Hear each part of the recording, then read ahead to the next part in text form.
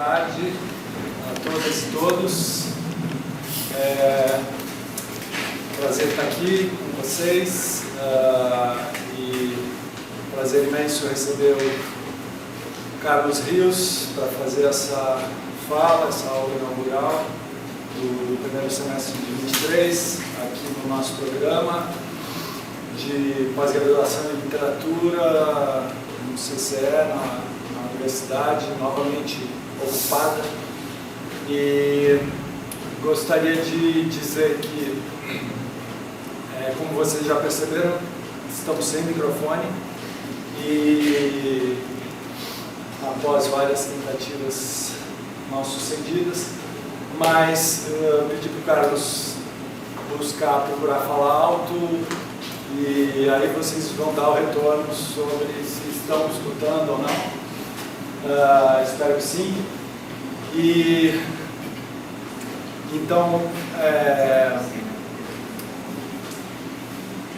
gostaria de agradecer também a presença de egressos, de egressas e de professores, de artistas, escritores que estão aqui nessa sala, e também agradecer a presença do Rodrigo e do Heitor fazendo a filmação, se fala assim. E agradecer a presença do Alexandre Nodari, que está compartilhando a coordenação da pós-graduação em literatura desde o início do ano. Foi o presente de Natal que a gente ganhou, desde o final do ano passado e no começo desse ano. Então, sem mais delongas, eu queria dizer que o Carlos é um escritor que a gente conhece já há bastante tempo, há mais de 10 anos. Ele vai abordar agora o último livro, que é Nossa Família, que foi publicado no ano passado e fala da experiência dele como professor em instituições prisionais no entorno de La Plata, cidade onde ele vive. E queria lembrar também que a gente vai ter um segundo tempo, mais tarde, também aqui no térreo do Bloco B do CCE, como vocês já sabem, na Sala Drummond, aqui ao lado, com o lançamento de outro livro dele, que é o Caderno de Pripyat. Esse livro foi publicado originalmente em 2012, na Argentina. É uma ficção sobre a sobrevivência após a catástrofe de Chernobyl. Pripyat é a cidade dos trabalhadores da usina de Chernobyl, na Ucrânia. E esse livro, publicado no ano passado pela editora Cultura e Barbárie, cujos livros estão expostos aqui na frente. Agradeço a Marina Moras pela presença também com os livros da editora, mas esse livro foi antecedido pela publicação de outro, do Carlos Rios, que a gente também traduziu, sempre num trabalho coletivo, que é o Manígua, e que também é um livro, uma ficção sobre, em torno de um ambiente pós-apocalíptico, no contexto desse ambiente, também que já tem bastante tempo de publicação, né? Uma língua de 2008, antes ainda do Caderno de Pripyat, e agora ele prepara um novo livro que tem a ver com esse universo das catástrofes e pós-apocalipses, que se chama Estônia. Enfim, passo a palavra então para o Carlos Rios e agradecendo muito a tua presença aqui com a gente. Bueno, boa tarde. ¿Se escucha atrás? ¿Sí? Un problema duplo, não? Sem microfone e eu falando portunhol sospechoso. Bueno, gracias por estar, por venir, por compartir este momento. Gracias a Alexandri, Yoka, también a la universidad por haberme invitado. Para mí es un gran honor. Como habrán visto en las novelas que mencionó Jomansis, que mencionó Yoka, hago como una especie de turismo literario. Estonia, África, Ucrania, pero son todas zonas de desastre. Es un turismo del desastre. Y Fausa Familia, meu último romance, es también una incursión al infierno de las cárceles argentinas, donde yo trabajo hace más de 12 años, dando oficinas de escrita, literatura, lectura, alfabetización,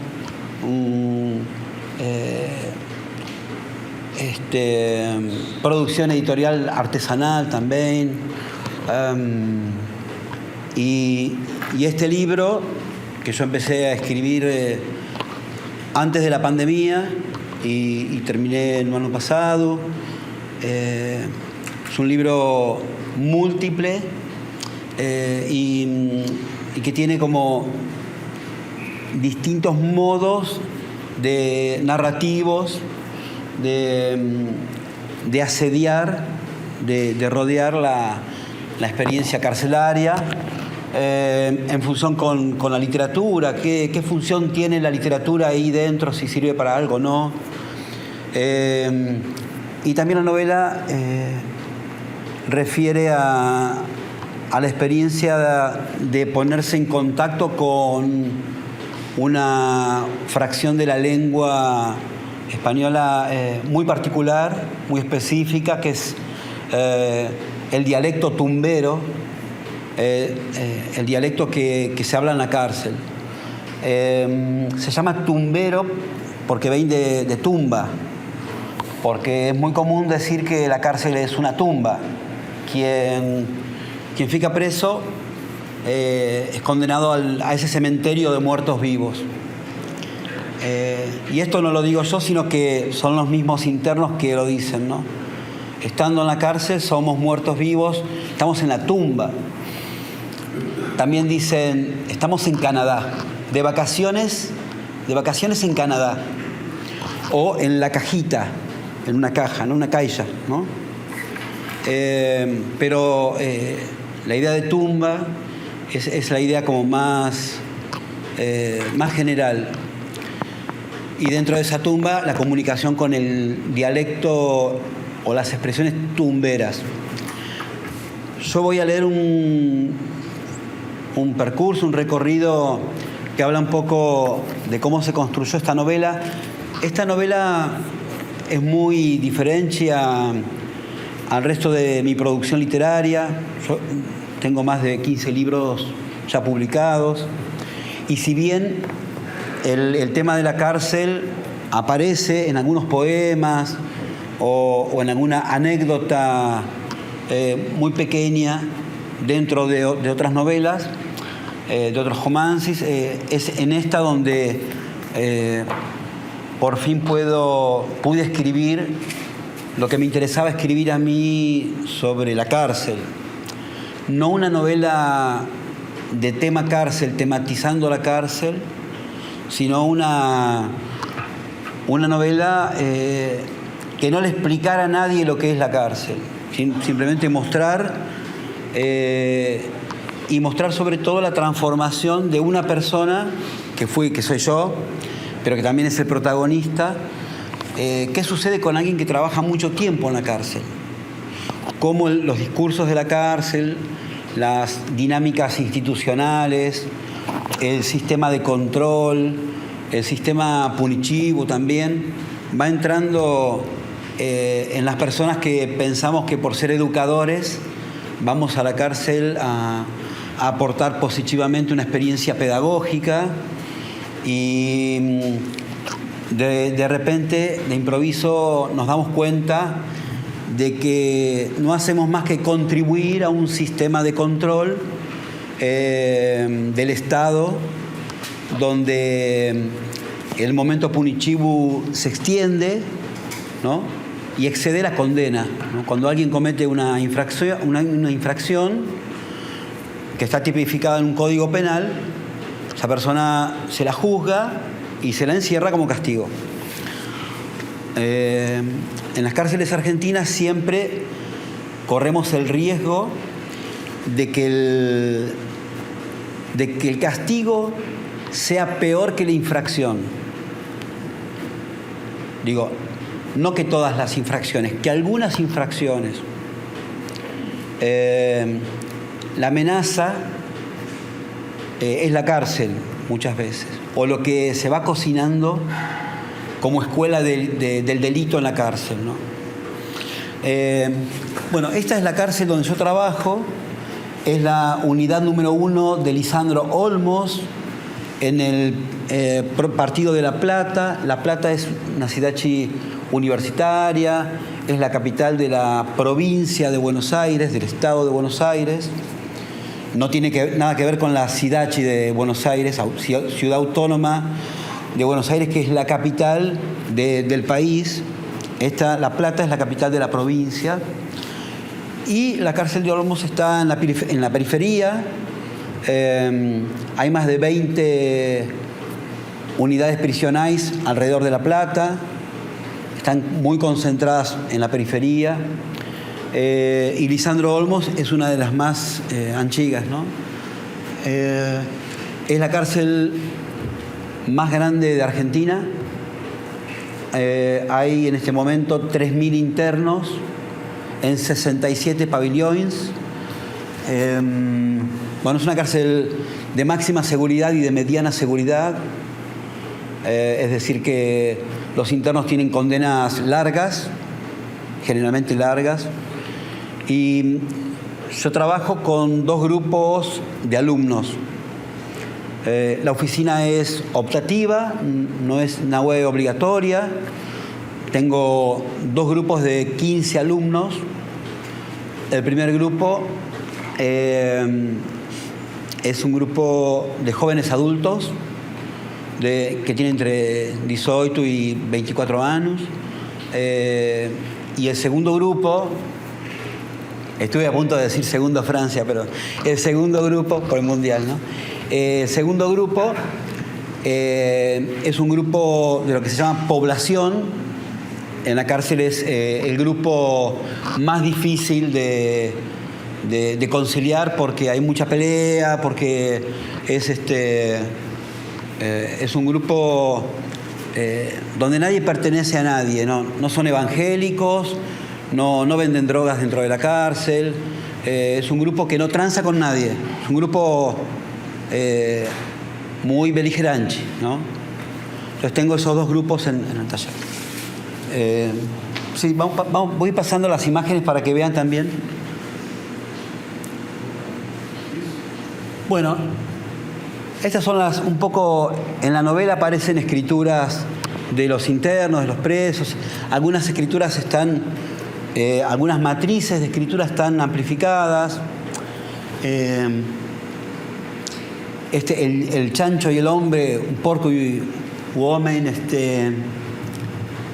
es para ver, bueno, cómo se escribe con faltas de ortografía, con una sintaxis muy diferente a la del exterior de la cárcel.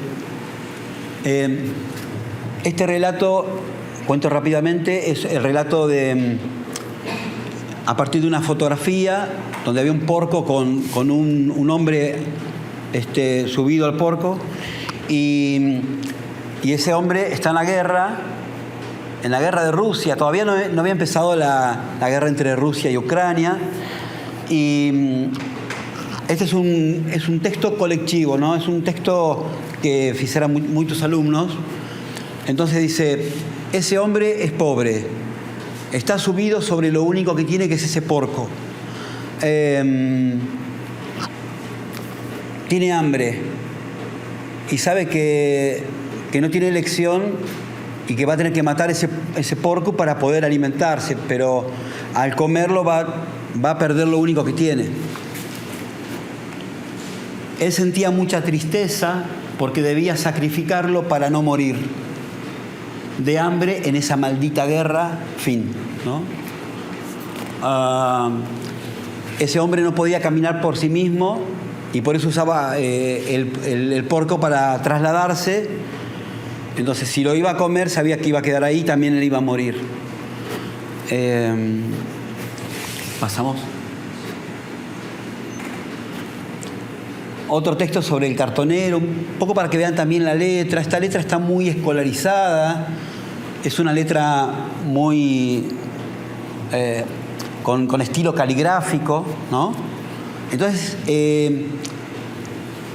este hombre que era cartonero, dice, el cartonero que junta papelón, ¿no? La rúa, sale a trabajar juntando cosas viejas, siempre busca ayuda social para combatir la pobreza. Él nunca se ríe porque él está solo, pero su tristeza lo hace invisible porque está cansado de la vida del orto que lleva. El orto es el culo, ¿no? La vida de culo. Es por eso que él es rebelde. Fíjense en las escrituras de la cárcel cómo aparecen distintos elementos para trabajar, ¿no? La rebeldía, la pobreza, la invisibilidad. Pasemos. Esta imagen está en la novela. En la cárcel a las armas se le dice fierro, porque son de ferro, y también se le dice la ferramenta, la herramienta. Y este alumno le decía, la maldita herramienta, es mi maldita herramienta de trabajo. Y acá pasó algo muy extraño, ¿no? Porque el chumbo dispara y lo que se dispara es te ama Jesús, ¿no? Entonces, bueno, está la violencia, pero también está la creencia, todo muy, muy mezclado.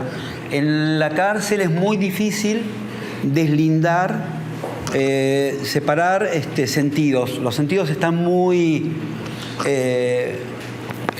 ligados de una manera muy insólita que rápidamente podríamos calificar de poética, ¿no? Pero no es poética, digamos. A la vez sí, porque acá hay una integración casi como una composición metafórica,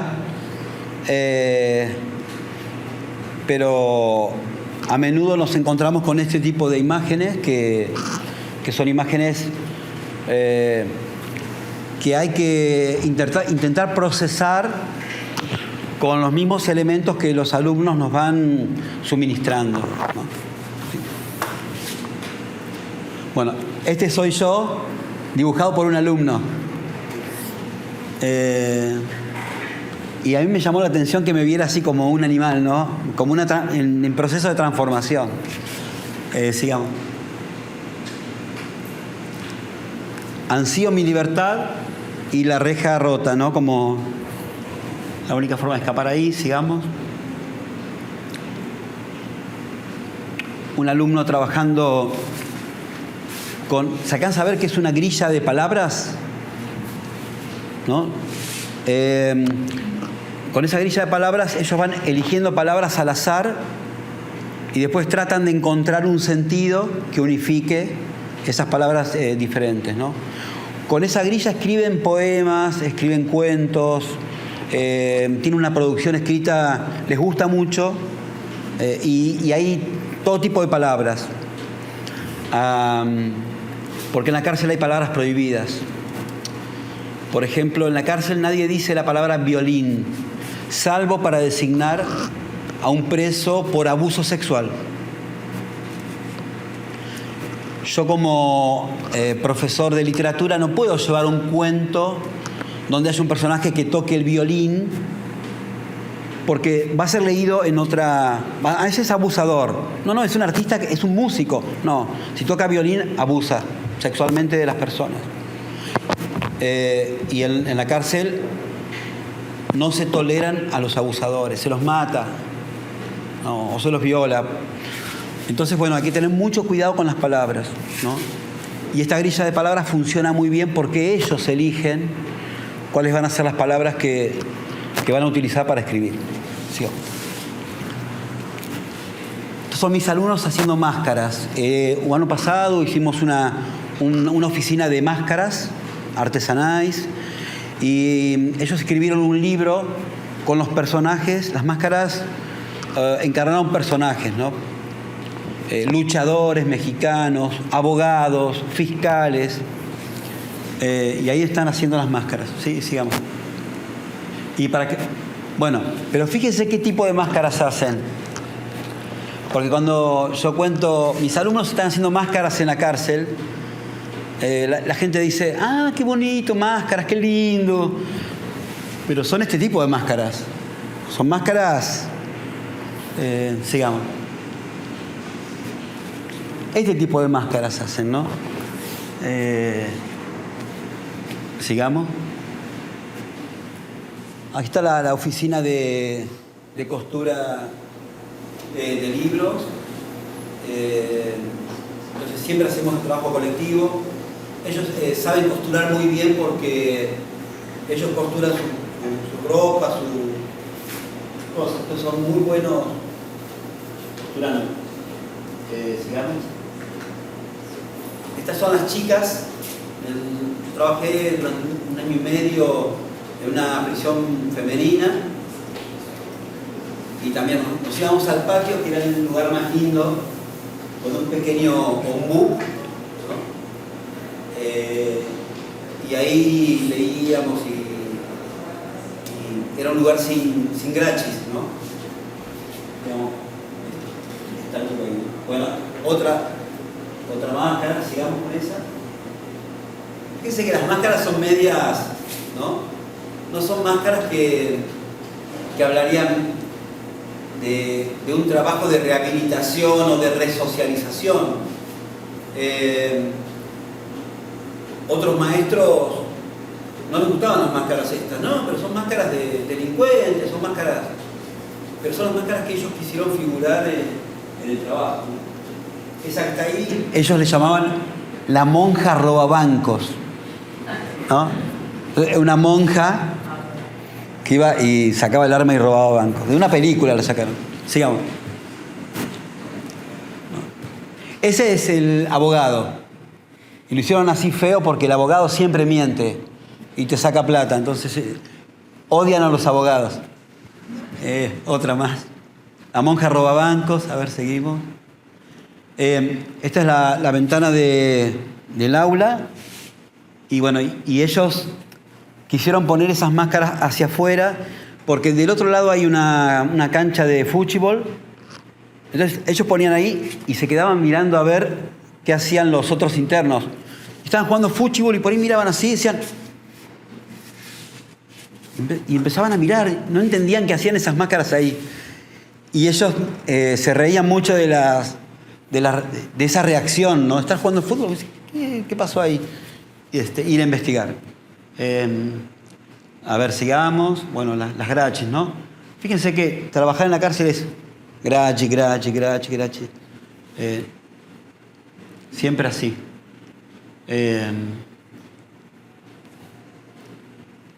En verano usamos los patios también, salimos de las aulas y... ¿alguna más? Bueno, las sillas, ¿no? De este tipo y... ¿Qué más?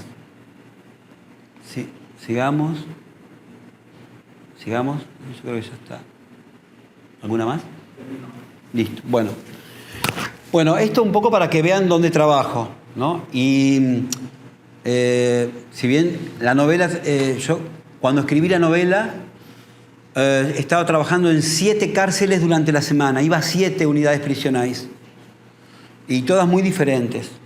Algunas con presos a punto de recuperar la libertad, en Olmos, otra con presos psiquiátricos, otra con mujeres también presas psiquiátricas, jóvenes adultos, distintas poblaciones carcelarias, distintos delitos.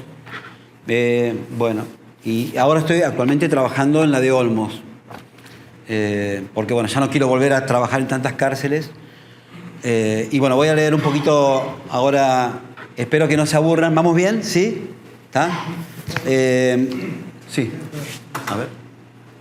Hola. ¿Sí anda? ¿No? Hola. Hola, hola. ¿No? Hola, hola, hola. ¿No? Muy baixo. Hola, hola, hola. ¿Hay mejor? ¿O se puede subir un poquito? Uy.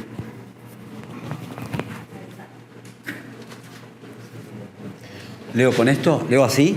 ¿Con esto? ¿Sí? ¿Ahí sí? Bueno. Bueno, yo le puse... ahí sí, mejor, bueno. Yo le puse a mi exposición un candado en la boca, travesías, invenciones y clausuras del lenguaje en unidades penitenciarias argentinas, que es un poco lo que vine contando con las imágenes, pero ahora voy a leer. Voy a intentar leer despacito, lento, ¿sí? Pero, ¿se entiende o...? ¿Sí? ¿Sí? Bueno. Inicié la escritura de Falsa Familia durante el último año de gobierno macrista. El estado de incertidumbre en que la sociedad argentina estaba presa a fines del 2019 flotaba en el aire. Violencia contenida, el temor de que un gobierno neoliberal se extendiera durante otro mandato, la devaluación progresiva del peso argentino y que la mala situación se agudizara todavía más. Yo trabajaba en estas 5 unidades penitenciarias en la periferia de la ciudad de La Plata, capital de la provincia de Buenos Aires, y para ir de una unidad y a otra tomaba colectivos, en la semana 24 colectivos. O sea, vivía mucho en el transporte público, sin poder regresar a mi casa durante un día, ¿no? Yo salía muy temprano y volvía muy tarde. Llegaba, me daba un baño, comía algo y dormía y al otro día salía. En esos recorridos, en los ómnibus, yo empecé a escribir unos primeros apuntes de lo que me estaba pasando en forma de diario en el bloc de notas del celular. Yo, cuando viajaba en el micro, iba escribiendo, entraba a la cárcel, apagaba el celular. Cuando salía de la cárcel, prendía el celular y escribía todo lo que había pasado dentro de la cárcel.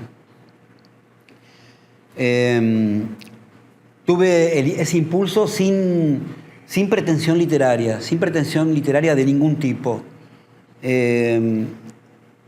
Era escribir todo lo que fuese surgiendo ante mi vista, y tomando para mí la consigna del escritor uruguayo Mario Lebrero, ¿no?, que se había propuesto en la novela Luminosa, escribir solamente lo que estuviese pasando. Entonces, sin especulación literaria, sin pretensiones estéticas, simplemente ir mencionando lo que yo iba viendo que estaba pasando en la cárcel, pero también afuera, en los alrededores.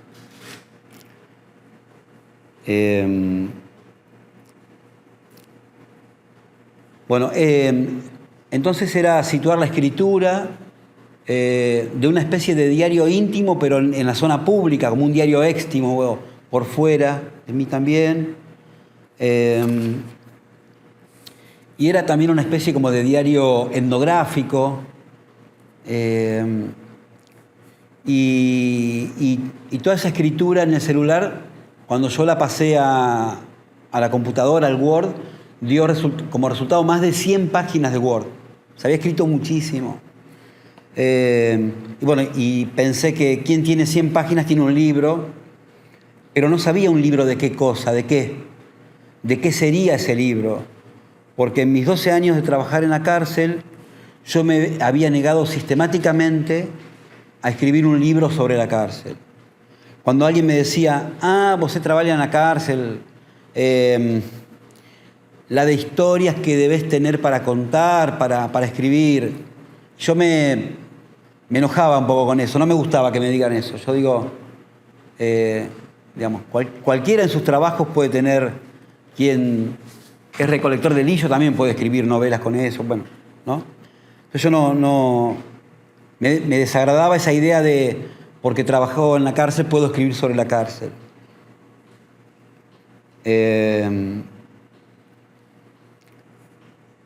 Yo solamente escribo para que existan intersecciones, un campo de intersección, donde podamos observar diferentes fenómenos, diferentes experiencias. Desde hace muchos años encontré en la escritura esa potencia que no encuentro en otras acciones humanas. Yo todavía encuentro en la escritura en general y particularmente en la escritura de ficción, una potencia que yo no hallo en otras disciplinas artísticas. Todavía la escritura nos da algo que no nos da ni el cine, ni la escultura, ni la pintura, ni el teatro, etc. Entonces encontré esa potencia de desplegar el lenguaje como una cartografía para poder observar. Armar el lenguaje como una trama y desde ahí poder observar y ver qué sucede en las zonas de mayor reconocimiento, pero también en las zonas de desconocimiento, de incertidumbre, de no saber qué está pasando ahí, ¿no? Y llegar a ese punto de escribir sin entender qué está pasando es lo mejor que, al menos a mi escritura, le puede pasar, ¿no? Entonces me preguntaba qué hacer con esos apuntes, porque así solos no daban para una forma de libro, para un libro. Era necesario dar otros recorridos del lenguaje para ir envolviendo ese diario, porque ese diario era muy compacto, era como un terrón, como un pedazo de tierra bien agarrada, y no podía leerse así solo, estaba demasiado comprimido. Y no había forma de construir sentido alrededor de eso. Entonces primero fue el diario de campo, fue ese diario, y después fue surgiendo un romance, sino la novela ahí.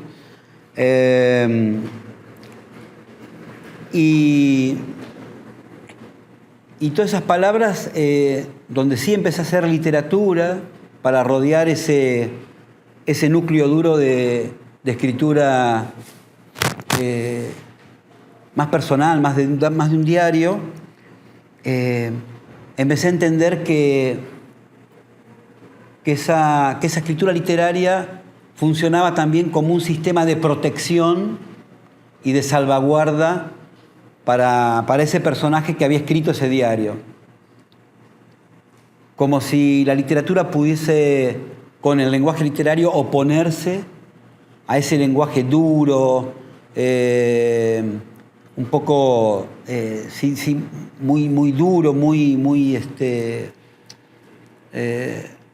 seco, áspero, que tenía ese diario. La novela, rápidamente dicho, bueno, es una novela que aborda, el protagonista es un profesor que trabaja dando oficinas de literatura, como yo. Entonces, bueno, un personaje que estaba muy cerca de mi experiencia, muy agarrado a mi experiencia, ¿no? Generalmente otros personajes de otras novelas están súper lejos de mi experiencia vital, de vida, ¿no? Y lo que sucede con ese profesor es que todo lo que se habla en la cárcel y cómo se habla empieza a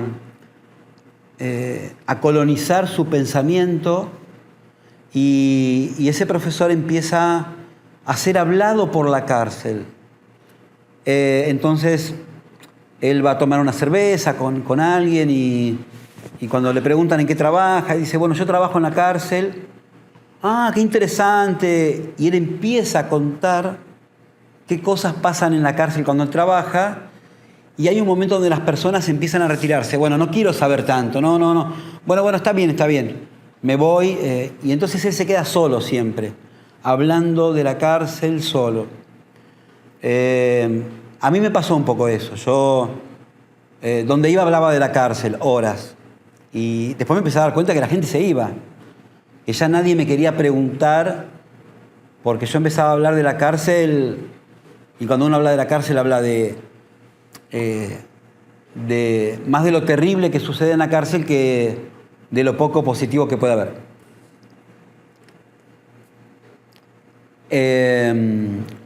El profesor es un profesor fracasado porque los alumnos no escriben. Van a la oficina de literatura, pero no escriben nada. No escriben, no leen, van y se quedan ahí, fuman, miran por la ventana, no escriben. Y la directora de la escuela empieza a presionar al profesor y le dice, bueno, si no escriben te tenés que ir, vas a perder el trabajo porque es una oficina de escritura, tienen que escribir. Yo por eso este año la oficina de escritura y lectura se va a llamar Oficina de Prácticas Culturais, para que no haya la obligación de estar todo el tiempo escribiendo, leyendo. Una práctica cultural es cualquier cosa, puede ser mirarnos. Es una práctica cultural, entonces podemos estar toda la hora mirándonos y fumando y ya está.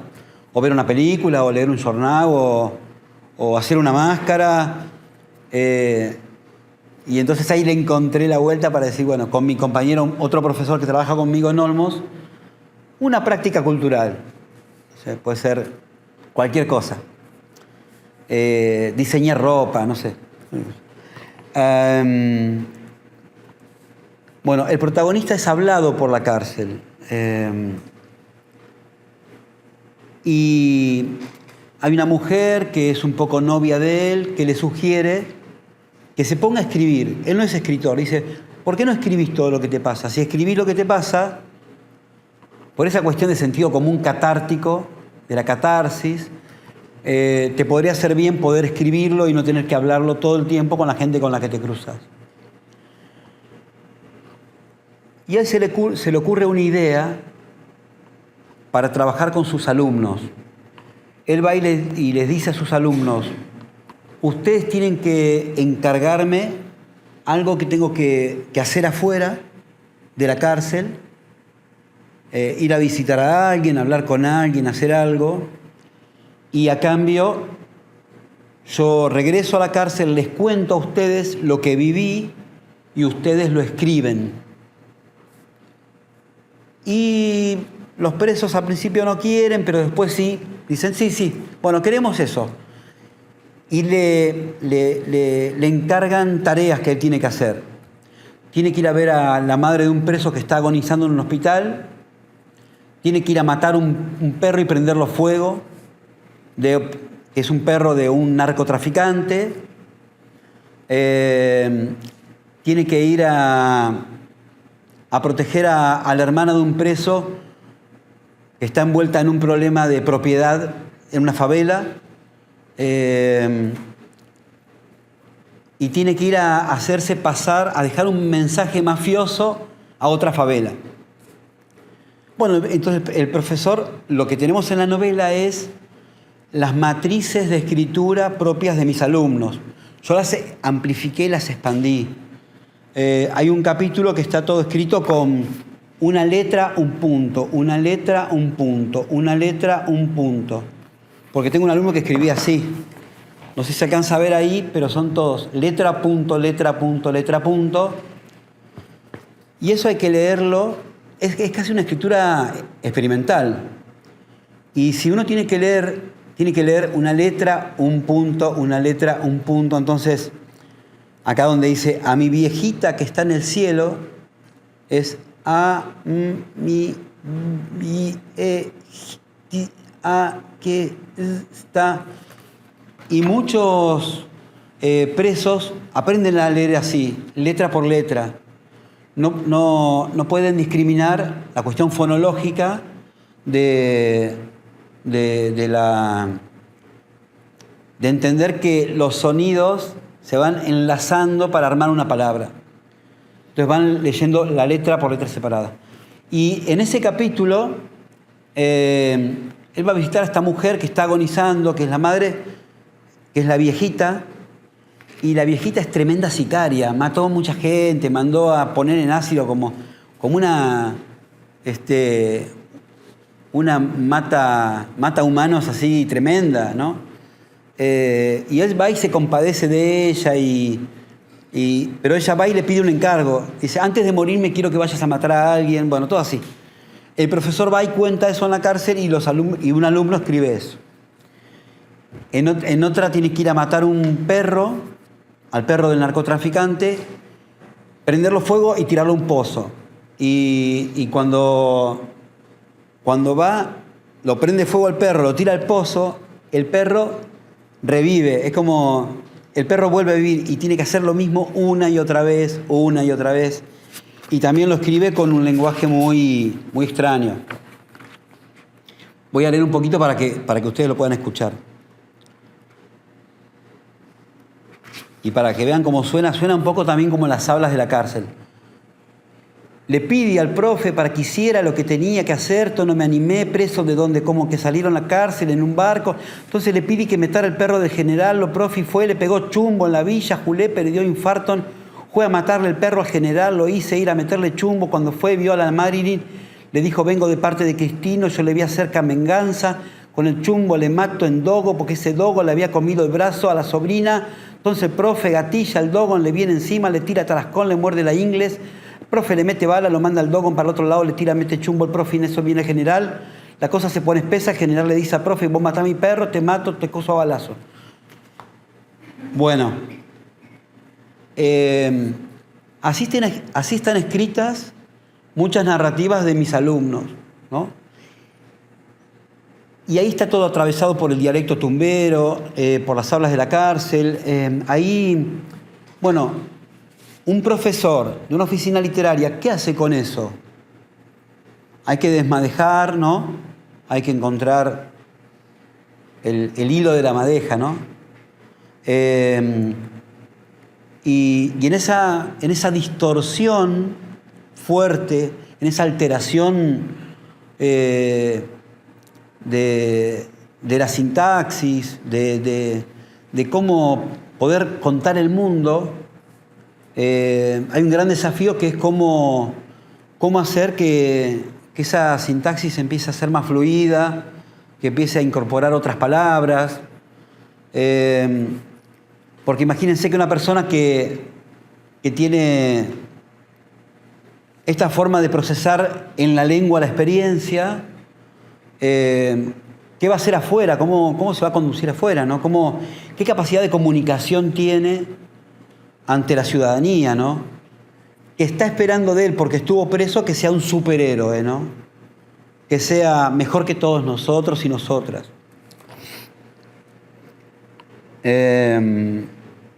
Las escrituras de los alumnos están heridas por la precariedad de las intermitencias educativas,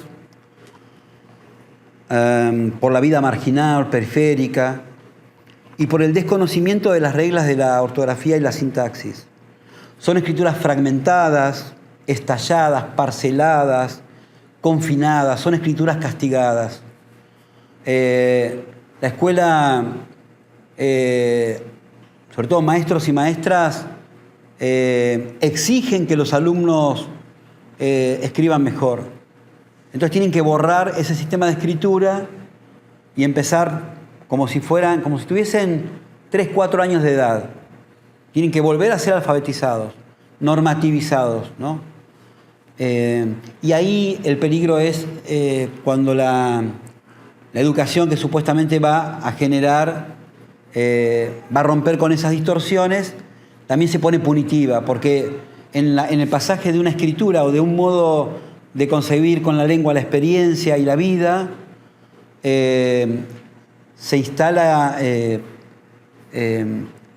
esa normatividad, esa punición, el carácter punitivo. Y ahí se amplifica el castigo, el momento punitivo se va extendiendo también en la escuela.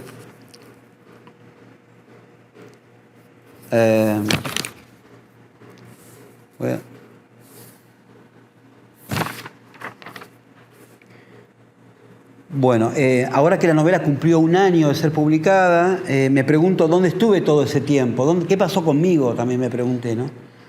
No en el segundo tiempo de la escritura, que es el segundo tiempo de la escritura burguesa, sino cuando escribía el diario en el celular, yendo de una unidad hacia la otra, mezclado con trabajadores, crianzas, niños y niñas que iban a la escuela o volvían de la escuela.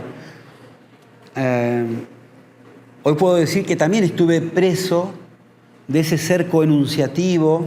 Yo también fui hablado por la cárcel. La cárcel me atrapó. Yo estuve condenado mientras trabajaba. Sigo trabajando en la cárcel, pero ya cumplí mi condena escribiendo esta novela. Quienes trabajamos en contexto de encierro somos absorbidos por el sistema carcelario. Y somos emisores automáticos del discurso del encierro, del discurso punitivo.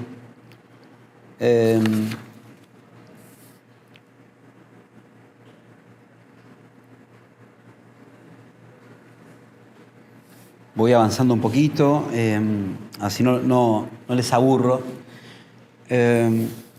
Bueno, y ahí en la segunda parte de este escrito yo reflexiono sobre las expresiones tumberas, el habla de la cárcel, el dialecto tumbero, ¿no?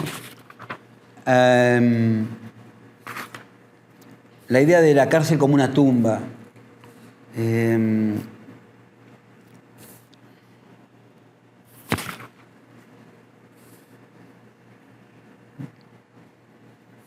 Voy a ir avanzando rápido. Vamos a seguir, voy salteando. Bueno, algo que me llamó la atención también es que mis alumnos cuando reconocen que no hablan las hablas de la calle, ellos dicen que su lengua está enferma, que no es una lengua sana, que está enferma de delincuencia, de delito, y que para hablar el habla tienen que sanar el habla, ¿no? Como si el habla fuese un cuerpo aparte que es necesario curar. Y también un alumno una vez me dijo que él tenía que hablar el habla de los justos. Y que yo le pregunté cuál era el habla de los justos y él no sabía cuál era el habla de los justos, ¿no? Entonces, bueno, ahí hablábamos que la lengua que hay que hablar es la lengua que logre ser eficaz en el momento de comunicación. Que yo pueda comunicar lo que necesito comunicar y ser entendido como quiero que sea entendido lo que digo ante otra persona. Y ahí vale todo. Yo puedo hablar con los registros que puedo hablar, ¿no?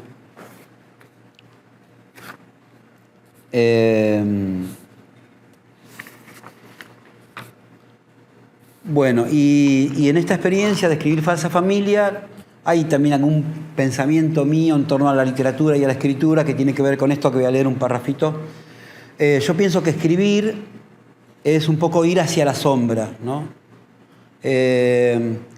No me interesa reproducir lo que todo el mundo sabe. A mí me interesa ir con las palabras hacia un lugar que no está iluminado, extenderme en una zona sombría, donde el GPS de la lengua se extravía, no conoce los caminos. Una zona de perturbación, de sorpresa. Hay que caminar con lo que uno tiene hacia la sombra. Hay que arrimar a la escritura a esas zonas que no están narradas. De lo contrario, seguimos siempre en el juego de las convenciones y de las tematizaciones. Y quien generalmente tematiza es el mercado. El mercado está tematizando continuamente. También la milla tematiza, ¿no? La realidad es tematizada. Y una parte también del Estado aprovecha las tematizaciones para también narrarse dentro de esas temáticas, también el Estado, ¿no?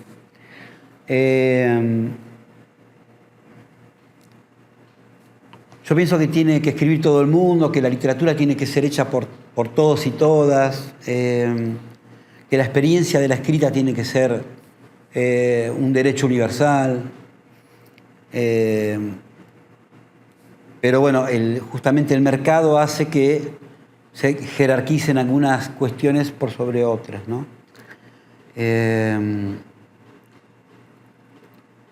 Y ahí también hay una equivocación que se traslada a la cárcel, que tiene que ver con la escritura o con la figura del escritor o de la escritora, porque ahí se pone una expectativa en lo que el escritor o la escritora tiene que escribir, lo que debe escribir, la obligación de tener que escribir algo y otras cosas no. Y la cárcel es un lugar único porque no hay jerarquías literarias. Ahí, no sé, Leminski, yo llevo poemas de Leminski y es lo mismo que leer Borges o un poema de un alumno que estuvo preso. Todo está en la misma jerarquía, no hay historia literaria, no hay... pueden leer un poema de Neruda y dicen, esto está mal escrito, es una porquería, no sirve. Este hombre no sabía amar, no sabe cómo hablarle a una menina, no sabe. Dice, no, como 20 poemas de amor, no, eso no, dicen, se enojan. Bueno, en Falsa Familia aparecen todas estas cuestiones no resueltas, están como en estado de pregunta. Y ahí a mí me interesa mucho cómo las escrituras confinadas empiezan a ganar terreno, empiezan a ganar escucha, cómo se van ubicando esas producciones en las tramas sociales.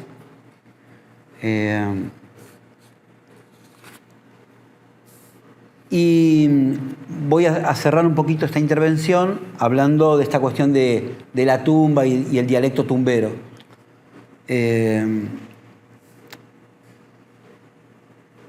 El otro día, antes de venir para acá, en la cárcel de Olmos, bueno, el año pasado se fugó un preso camuflado entre docentes, compañeros míos, maestros.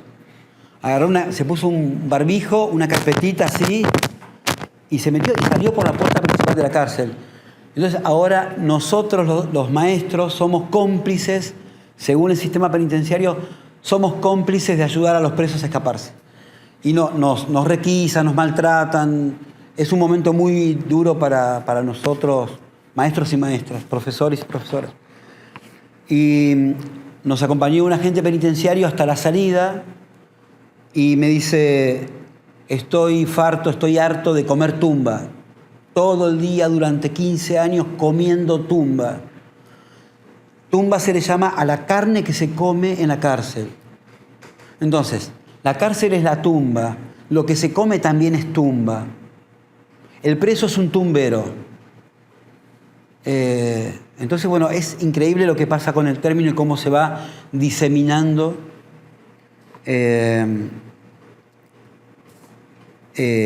Y esa idea de la cárcel como sepulcro, como tumba, viene de muy lejos. En 1890, el Martín Fierro de José Hernández, el hijo de Martín Fierro, estuvo privado de su libertad, estuvo preso y cuenta su desgracia en el Martín Fierro.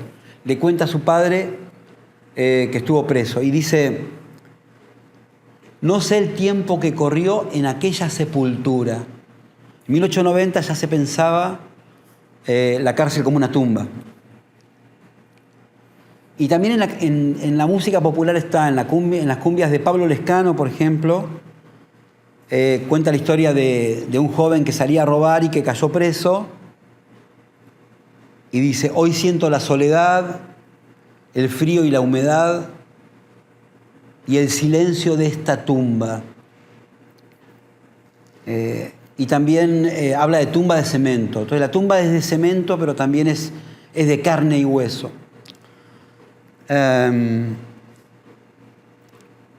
el silencio de tumba. ¿Ustedes vieron la serie The Walking Dead? La de los zombies. ¿Vieron en la temporada 3 que los sobrevivientes protagónicos, ¿qué hacen para protegerse de los zombies? Se encierran en un presidio. Buscan un presidio, matan a los zombies que están adentro y se meten en el presidio, porque el presidio es el único lugar seguro en el mundo. Y si nos remontamos al origen de la palabra presidio, de praesidium en latín, era una fortificación que protegía a una pequeña comunidad y a las autoridades de los peligros exteriores. Con el tiempo el presidio empezó a encerrar lo que la sociedad desecha, el desecho humano, lo que no quiere que esté circulando. Y con The Walking Dead pasa al revés. Otra vez el presidio es la fortaleza que protege mi vida, ¿no? Y hay un momento donde Daryl, un personaje, le dice a Carol: hay que salir de esta tumba. Y la batalla final de dos grupos de sobrevivientes, de ese grupo de sobrevivientes con otro grupo que viene de afuera, sucede en las tumbas de la cárcel también, ¿no? Entonces, bueno, la idea de lo tumbero trasciende épocas, trasciende sociedades, y es un gran problema pensar que la cárcel es una tumba, ¿no? Sobre todo para las personas que van a cumplir una condena ahí. Porque yo no soy Dios, no puedo decir: Lázaro, levántate y anda. No puedo resucitar a nadie. Es una tarea muy compleja, hay mucha estigmatización, sobre todo en la sociedad que está muy volcada a la derecha, desgraciadamente. Y en las expresiones tumberas, en las hablas tumberas, los presos encuentran reconocimiento. Es una lengua secreta, una lengua, un dialecto subalterno, que se habla un poco a espaldas del sistema carcelario, aunque el sistema carcelario aprende el tumbero para poder descubrir qué están diciendo. Y por eso quien habla y diseña el dialecto tumbero está produciendo constantemente neologismos, ¿no? Son neologismos todo el tiempo, palabras nuevas, que empiezan a circular, y cuando todo el mundo la sabe, aparece otra palabra nueva para designar lo mismo. Un ejemplo, doy un par de ejemplos para entender cómo funciona el dialecto tumbero. En la cárcel a la leche en po, la leche en polvo, se le dice vaca rallada. Vaca, el animal, jalada. Una vaca que es rallada con un rallador. Y queda leche en po, ¿no? Leche en po. Pero imagina, es una imagen casi surrealista, ¿no? Yo agarro una vaca y la empiezo a rallar para que salga leche en polvo. Es una locura eso. Al azúcar se le dice brillo. Nadie dice azúcar. Dice: ¿no tenés un poco de brillo para tomar mate? Brillo. Porque el azúcar brilla. Uno la mira y es brillante. Nadie dice azúcar en la cárcel. Y también brillo es moneda. Por ejemplo, ellos pueden decir, y esta es una habla carcelaria que yo escuché en la calle, en la rúa, que alguien vino un día y me pidió: ¿no tenés un brillo para la uva? Un brillo para la uva es dinero para comprar vino, ¿no? Entonces, bueno, es muy diferente. El tumbero es otra lengua dentro de... Es un dialecto, pero funciona como una lengua con sus reglas propias. Imagínense una persona que está presa durante 12, 15 años en la prisión, hablando tumbero, y sale a la calle y tiene que aprender de vuelta a hablar, porque lo poco que hablaba él en el exterior ya se perdió. En 15 años la lengua... Las hablas de la calle se van transformando. El habla de la televisión no reproduce el habla de la calle, porque es un habla impostada. Cuando a alguien de la calle le hacen una entrevista en la televisión: bueno, ¿usted qué piensa del gobierno? Bueno, yo creo que debería, ¿no? Y no, la gente no habla así. La gente ahí se pone el chip de la milla y empieza a hablar como habla la televisión. El sistema carcelario, los jueces, un poco las familias, todo el mundo que rodea la cárcel quiere que los presos no hablen el dialecto tumbero. Lo atacan todo el tiempo. Una psicóloga en una oficina de lectura, esto me lo contó a mí, la psicóloga les decía a sus alumnos, ahí en el grupo, si uno de ustedes dice una palabra tumbera, como castigo tiene que leer un libro.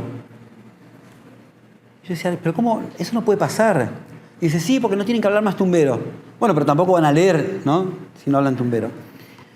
Entonces, bueno, es una lengua no reconocida culturalmente, salvo porque aparecen algunas canciones de cumbia o algunos hip hoperos o cumbieros que estuvieron en la cárcel y que se sienten habilitados para decir esas palabras.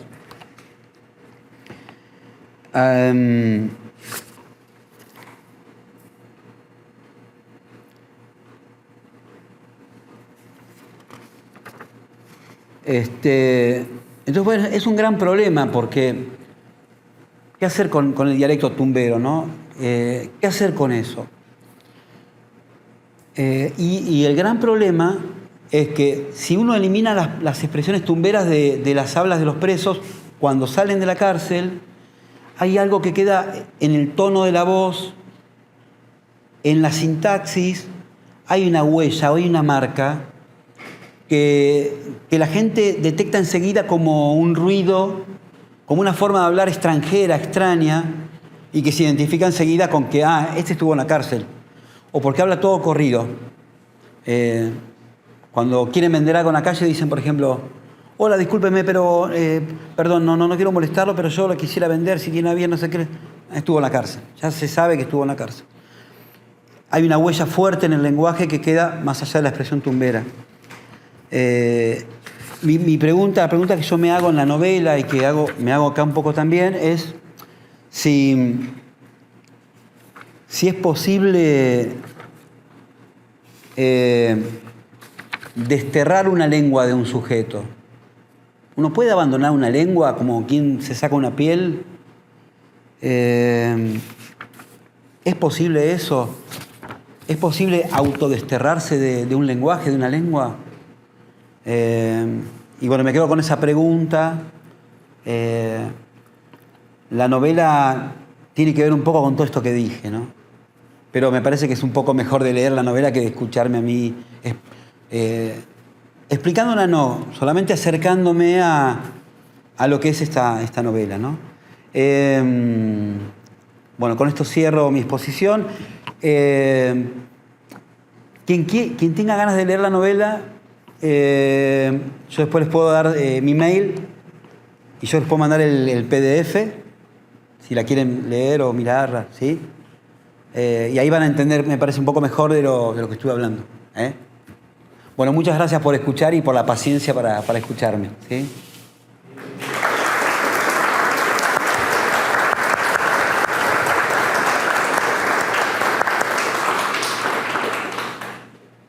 Então, gente, muito obrigado, Carlos. A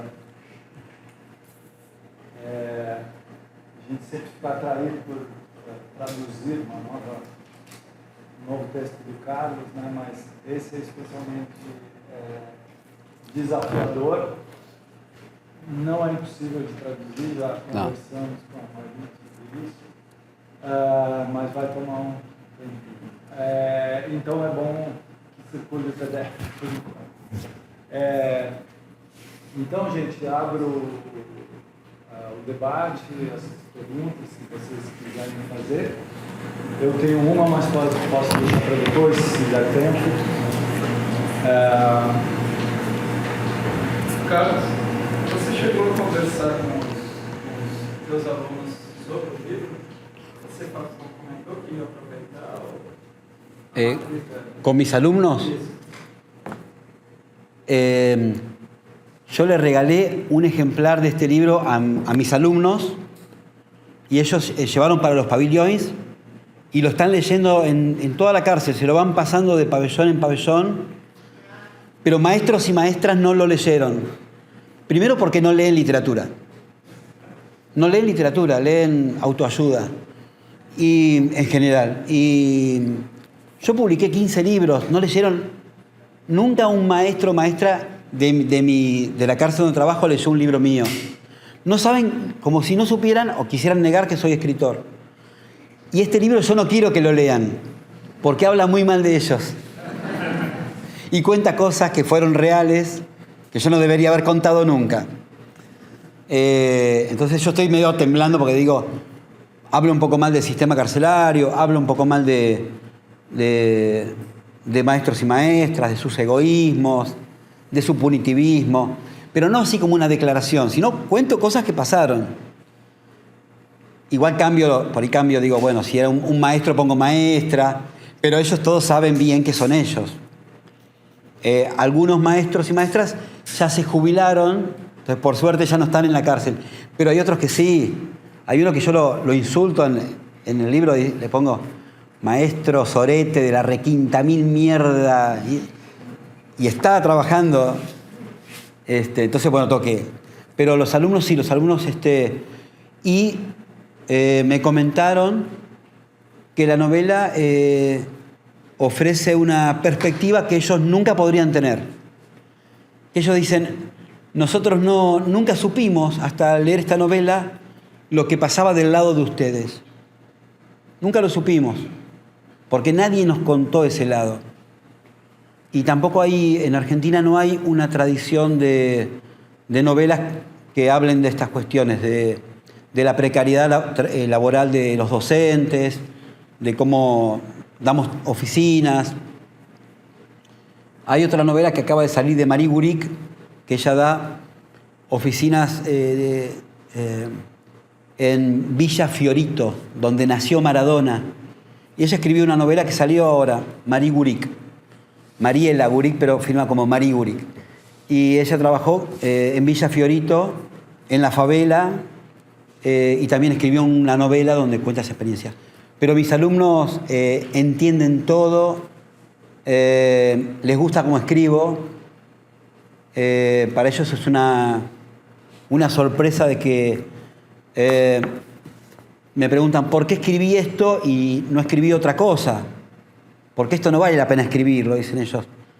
Usted, profe, tendría que escribir sobre cosas más importantes, no sobre esto. Digo, pero para mí esto es importante. Dice, pero usted está para otra cosa, usted tiene que escribir sobre cosas, no sé, se imaginan otro tipo de literatura, ¿no? Que yo podría escribir. Pero bueno, y ese libro ya hace un año que está en el pabellón y va recorriendo toda la cárcel.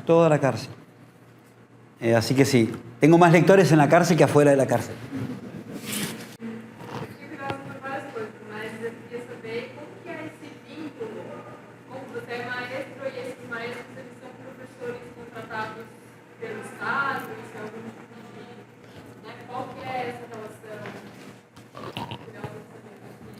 Sí, en la cárcel de Olmos hay distintas experiencias educativas, ¿no? Distintas.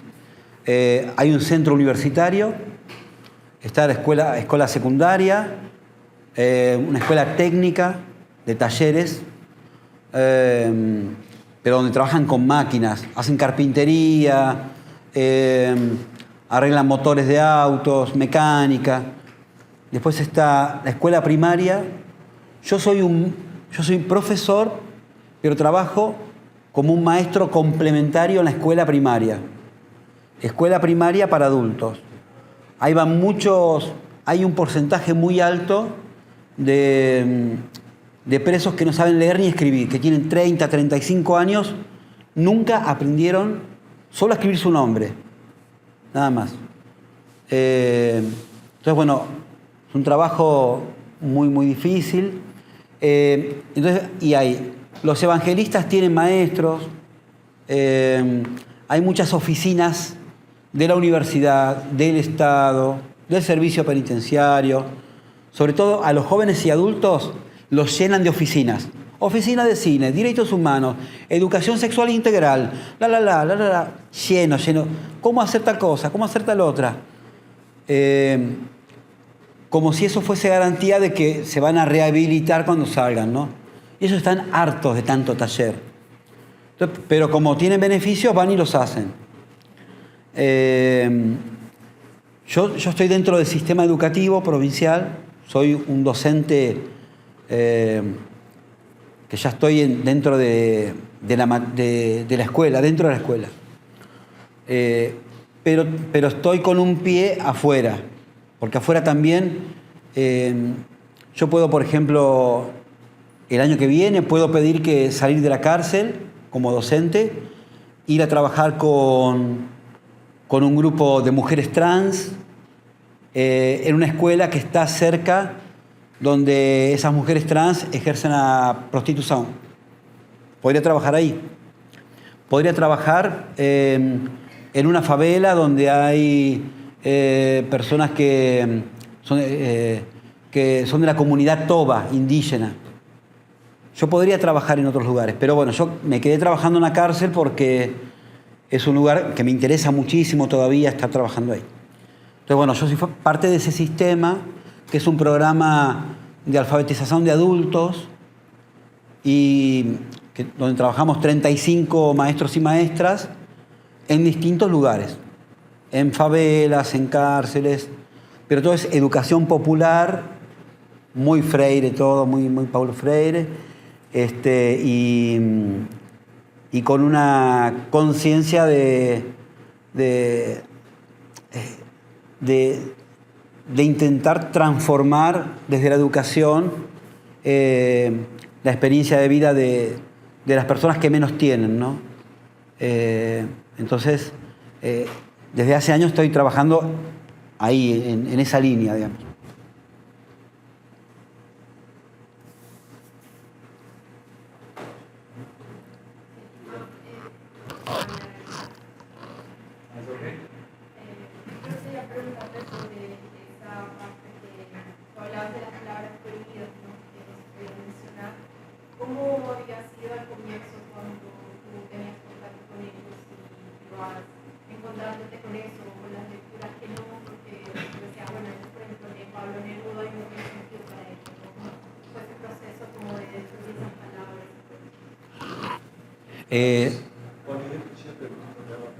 Sí, la pregunta es ¿cómo fue al principio el entendimiento con los alumnos, ¿no? ¿Cómo ellos tuvieron esa confianza para poder leer y poder opinar sobre lo que leían? ¿Y qué pasó conmigo también? ¿Cómo me di cuenta de las palabras prohibidas? ¿Qué pasó con las palabras prohibidas? Bueno, al principio me equivoqué mucho, ¿no? Fue equivocarse. No entender, o que un alumno venga y me diga, no, profe, eso no puede hacer acá, o no puede decir. Fue ensayo y error. Cuando yo empecé a trabajar en la cárcel, entré a la cárcel y nadie fue a buscarme hasta la escuela. Entonces entré por un pasillo largo, en la novela se cuenta, pasillo largo, todo pintado con murales, y había una huella de sangre, gotas de sangre, durante 15, 20 metros, gotas de sangre, de repente como una línea vermelha, ¿no? Que de repente doblaba hacia la derecha, donde decía posta sanitaria. Bueno, evidentemente era alguien que habían lastimado. Y bueno, entonces yo me fui para el otro lado y en un momento entré en un lugar así grande que había como 50 presos, y cuando entré yo me quedé así, ¿no? Y digo, ¿esta es la escuela? Y todo el mundo, ja, no, ¿cómo que va a ser la escuela? ¿Escuela de qué? No sé qué. Se me reían. Y después me enteré que había entrado en un lugar donde ellos estaban, donde se juntaban en distintos pabellones y a veces se peleaban ahí o se mataban. Un punto de encuentro, pero también de pelea y de venganza. Así fue mi comienzo. Yo entré ahí. Y bueno, y un preso dijo, no, yo, profe, yo lo voy a llevar a la escuela. Y ahí me llevó. La escuela estaba dentro de una jaula Entonces, ya estaba en la cárcel, pero a su vez la escuela era como una casita que estaba toda enjaulada. Entonces, había que abrir la jaula para entrar.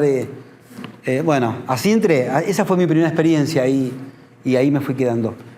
Y después te vas dando cuenta, palabras prohibidas o algunos libros que tenés que tener mucho cuidado. Por ejemplo, El fantasma de Canterville, de Oscar Wilde, ¿no? Es un libro tradicional, ¿no? Y en las oficinas de lectura, muchos maestros y maestras lo dan. Dicen, no, porque tiene fantasmas, y los fantasmas, y hay un grupo, los ingleses creen en fantasmas, pero los norteamericanos no creen más en fantasmas, que el dinero, jajaja, no sé qué. Y yo pregunto, bueno, ¿por qué hay un fantasma ahí? ¿Por qué esa persona está condenada a ser un fantasma? Y dice, no sé, está en las primeras páginas de la novela. ¿Por qué?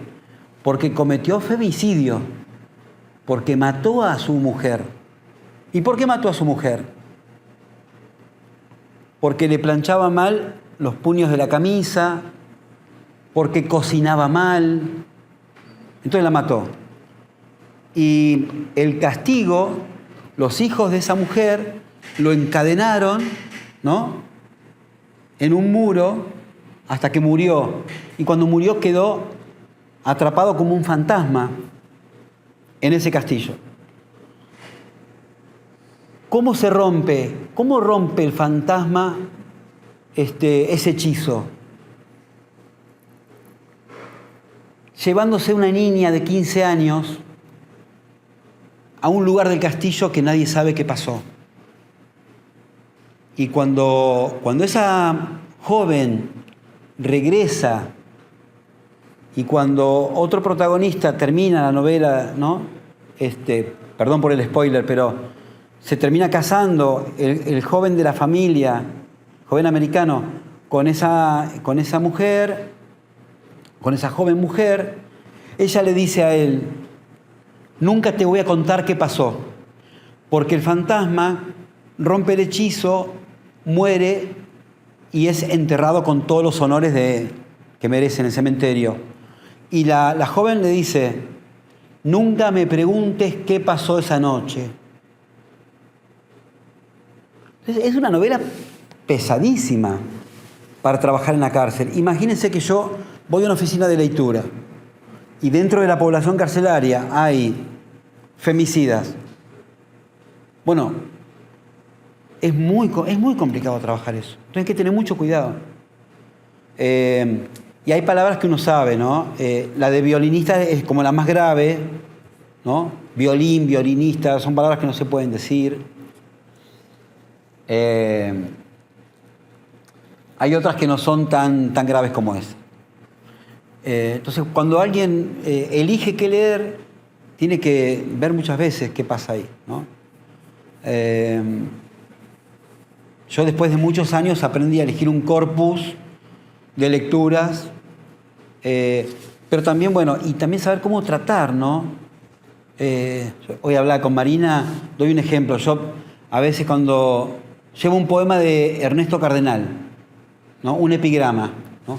Al perderte yo a ti, tú y yo hemos perdido, tú, bueno, porque no va a haber nadie que te ame como te amaba yo, bla, bla, bla. Entonces, hablamos del amor también porque ellos sienten que al estar presos, sus mujeres los traicionan todo el tiempo. Y les dicen a las mujeres, la traidora. Ah, no, hoy me viene a visitar la traidora. ¿Cómo la traidora? ¿No? Entonces, bueno, ahí hay que desmontar el sentido de esa palabra, ¿no? Digo, ¿y vos que estás acá adentro no traicionaste a esa familia? ¿Quién es el traidor? Bueno, es largo de contar. Entonces, bueno, pasa eso. Y en el epigrama de Ernesto Cardenal no se sabe si hay un hombre que le habla a un hombre, una mujer a una mujer a un hombre. No se sabe quiénes son, quién ama y es amado. Y es muy interesante para empezar a hablar de la cuestión de los géneros, ¿no?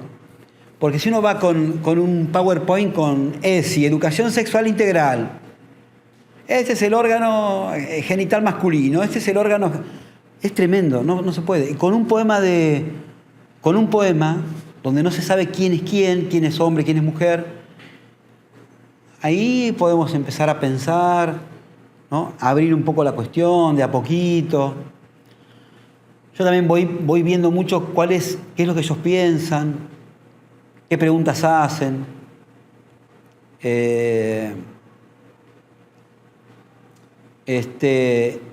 Y aparte, lo de las preguntas prohibidas, bueno, hay cosas que no se preguntan. Una pregunta prohibida es nunca preguntarle a un alumno qué delito cometió. Que hay profesores, ay, ¿vos por qué estás acá? Bueno, yo porque maté 20, porque secuestré y maté 8. Yo porque vendí droga no sé dónde. Yo porque le puse una bomba a un camión blindado y maté 3 personas. Yo porque le corté un brazo a... no sé, bueno, no se pregunta eso, porque no se podría trabajar nunca. Con el paso de los años, yo me doy cuenta cuando aparecen alumnos nuevos, yo sé qué hicieron. Este vende drogas, este hizo tal cosa. Yo los puedo ir tipificando.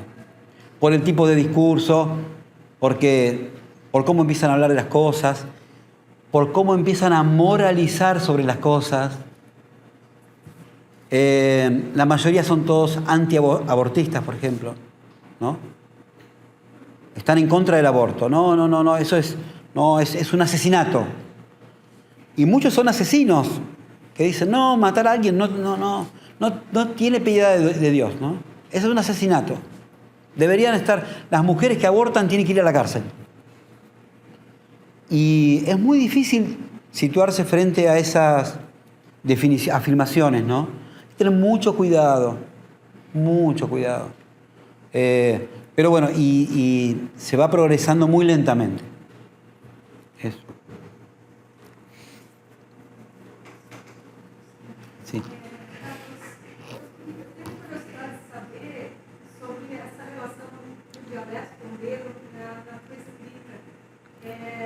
Eu imagino que teria sido uma incorporação desse dialeto do SPT nesse livro. Sí. E como é que tu imaginas que vai permanecer essa experiência na tua escrita daqui para frente?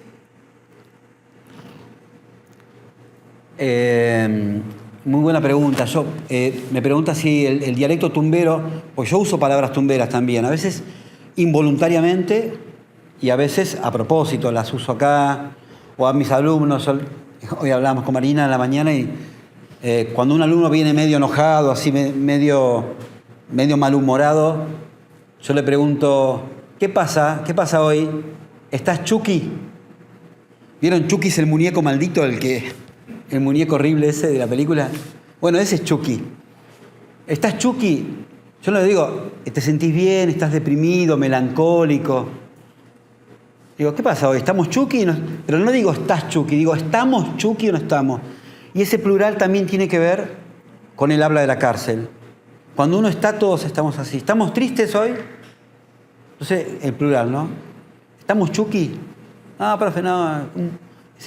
Un par de bondis, pero los arreglo enseguida. Un par de bondis. Hay un logi que me está molestando. Un logi es un gil. Una persona de baja estima, digamos, ¿no? Que está trayendo problemas, ¿no? Hay palabras lindas, por ejemplo, hacer ranchada o rancho. Hacer un rancho es hacer una mateada, es juntarse y generar acciones colectivas, hacer un grupo, ¿no? Entonces, ellos van haciendo ranchos. De la cárcel, y es lindo pensar que hay ranchos adentro de la cárcel, ¿no? Una ranchada. El rancho, que es la vivienda del gaucho, ¿no? El rancho viene de ahí. También el rancho era la comida. Fíjense cómo de la vivienda también. El rancho es el lugar que habito, pero el rancho también es lo que como. La tumba es el lugar que habito, pero también la tumba es la carne que como. Yo que también soy tumbero, ¿no? Y en el caso de mi literatura, porque, por ejemplo, yo viví casi 8 años y medio en México. y todavía soy un escritor que habla con hablas mexicanas. Si uno lee mis libros, aparecen cosas de la sintaxis. Esto no es argentino, esto es medio mexicano. Porque yo tengo todavía, si bien hace 10 años que volví a Argentina, todavía conservo cierta forma de escribir, sobre todo cuando escribo poemas, de plantar los poemas con una sintaxis más mexicana que argentina. Las palabras están como corridas, las palabras, están como, que es lo que me pasa a mí con la sintaxis del portugués, que se habla aquí en Brasil. Hay como unos corrimientos sintácticos respecto del español argentino, que a mí me interesa mucho. Yo cuando detecto después cambiar el lugar del verbo, ¿no? En vez de decir, yo no voy a ver caer agua, yo no voy a ver agua caer, ¿no? Ese tipo de construcciones que en Argentina son más anómalas y a mí me gusta mucho para incorporarlas. Entonces, y tiene que ver con esas escrituras subalternas, ¿no? Cuando más raro suene, cuando no sea un escritor del mercado que es todo sujeto y predicado, ¿no? Cuando la escritura más se vaya como desparramando de una manera media extraña, para mí todo eso es beneficio, ¿no? Y yo uso las palabras tumberas, las que yo logré naturalizar, ¿no? Entonces yo digo, bueno, no, el profe va y recancherea, está recanchero, no sé qué. Y palabritas voy metiendo, qué sé yo, ellos no dicen fumar maconia, no dicen marihuana, dicen chiripi. Y a mí que me ven con el pelo largo así, cuando voy a la cárcel, no me conocen, dice, profe, usted es chiripi, ¿no? ¿Le da el chiripi? No. Cuando era joven sí, tenía mi planta y todo. No, ahora no. No. Yo les digo, si tuviese que hacerme una pregunta, la pregunta más importante que me harías es esa, si fumo o no fumo marihuana. Si tendrías una pregunta para hacerle a una persona, y hacemos el ejercicio, bueno, una pregunta, la única pregunta, ¿qué le preguntarías? Y ahí se quedan pensando, ¿no? Sí, tiene razón, profe, no sé qué. Bueno, entonces sí, se me van sumando, pero ya no con el litigio del lenguaje tumbero que construye sentido oponiéndose. Porque el lenguaje tumbero, si yo tengo que hablar algo con él y que ustedes no entiendan nada, es porque yo estoy conspirando en contra de ustedes, porque voy a hacer algo que ustedes no tienen que enterarse, porque voy a mandar a matar a otro de otro pabellón. El habla tumbera no es un habla poética, florida, hermosa, es un habla de contingencia, es un habla como debería ser la literatura, me parece a mí también, ¿no? Siempre estar ahí al borde de lo necesario, de lo urgente, ¿no? Particularmente yo me aburro mucho con las literaturas más convencionales o bueno, esas novelas que uno termina de leer y las tira porque no hay nada ahí, ¿no? Yo digo, bueno, y este libro, dentro de los libros que yo escribí, es el libro que está más puesto en esa vereda, en esa intemperie de salir a decir lo que nadie quiere escuchar, porque de la cárcel lo único que la gente quiere es que la gente se pudra en la cárcel. Y nadie quiere escuchar esto. El Estado no lo quiere escuchar. A mí me paga el Estado para estar ahí. Pero sin embargo el Estado quiere que yo haga otra cosa diferente a la que yo hago ahí. Entonces ese lenguaje estaba en el lenguaje criminoso, pero también estaba en el tango, aparecía ahí, en el suburbio. Yo prefiero darles otras muestras, y ahí sí me sirve la literatura para demostrar que el dialecto tumbero fabrica neologismos como la poesía también. Por ejemplo, Juan Gelman, el emperrado corazón amora. ¿Qué es amorar? es un verbo, es un neologismo, ¿no? No existe el verbo amorar. Oliverio Girondo, en la más médula, el no inóbulo, el no poslodocosmos, neologismo, ¿no? César Vallejo también tiene neologismos. Entonces, bueno, trato de buscar poetas, escrituras que fabriquen neologismos para demostrar que los procedimientos de esa lengua tumbera, de esa lengua ilegítima, posee toda la legitimidad de las lenguas oficiales de las personas de bien, digamos, ¿no? Y que en la elaboración de un dialecto tumbero hay una gran capacidad que ellos tienen que poner a su favor, ¿no? Eso.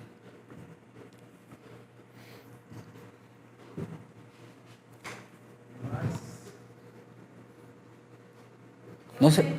Sí. Sí. Você comentasse sobre a questão dos psicólogas serem contra o uso, né, das palavras, né?